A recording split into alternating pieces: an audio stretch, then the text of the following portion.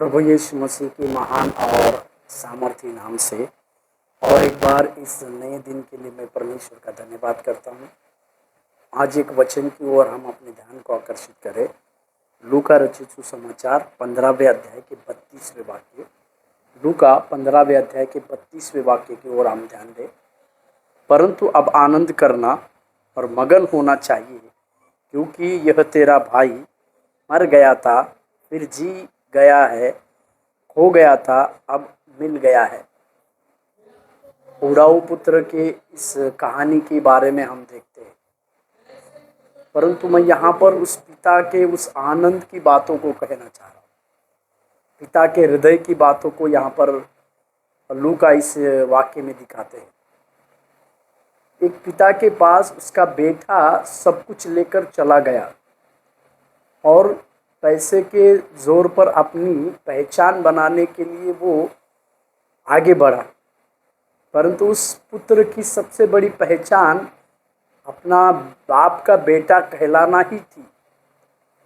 परंतु कुछ दिनों के बाद जब इस पुत्र को इस बात का एहसास हुआ कि मेरा सही जगह मेरे बाप का घर है, इसी के लिए जब वो अपने बाप के घर आया तो कई एक प्रकार की बातें उसके जीवन में बाप ने किया।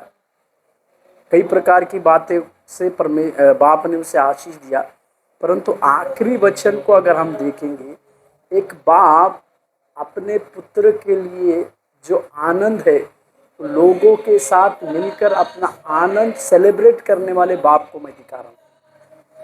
वो कहता है कि आनंद करना और मगन होना चाहिए। मतलब वो बाप अपने पुत्र के लिए आनंद करना चाह रहा है और मगन होना चाह रहा है। अपनी खुशी को और लोगों के साथ साझा करने वाले इस बाप के बड़े हृदय को मैं आज सवेरे के समय में आपको दिखाना चाहता हूँ। केवल मुझे खुशी मिला और मेरे पारिवारिक लोगों के लिए ही मैं वो खुशी बांटूंगा, इस प्रकार की खुशी नहीं, परंतु मेरा आनंद, मेरे खुशी मैं और लोगों के साथ साझा करूंगा, और लोगों को मैं बुलाऊंगा और लोगों को कहूंगा कि मेरे साथ आनंद और मगन।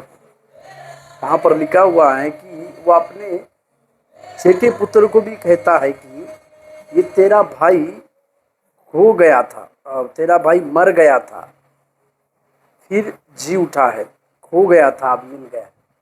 यहाँ पर इस उड़ाऊ पुत्र को वो खो गया हुआ पुत्र कहता है। वो पुत्र खो जाने के बाद वो उसको, उस बाप ने उसको पाने के बाद उसकी खुशी को हम देखते हैं। और जो मर गया था बोलता है, उसका बाप कहता है कि ये मेरा पुत्र मर गया था, अभी जी उठा।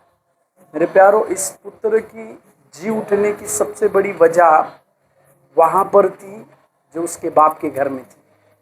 आइए आज सवेरे के समय में उस बाप के हृदय को समझ लें और उस बाप के हृदय को समझ के हम अपने जीवन के कार्य करने पाए।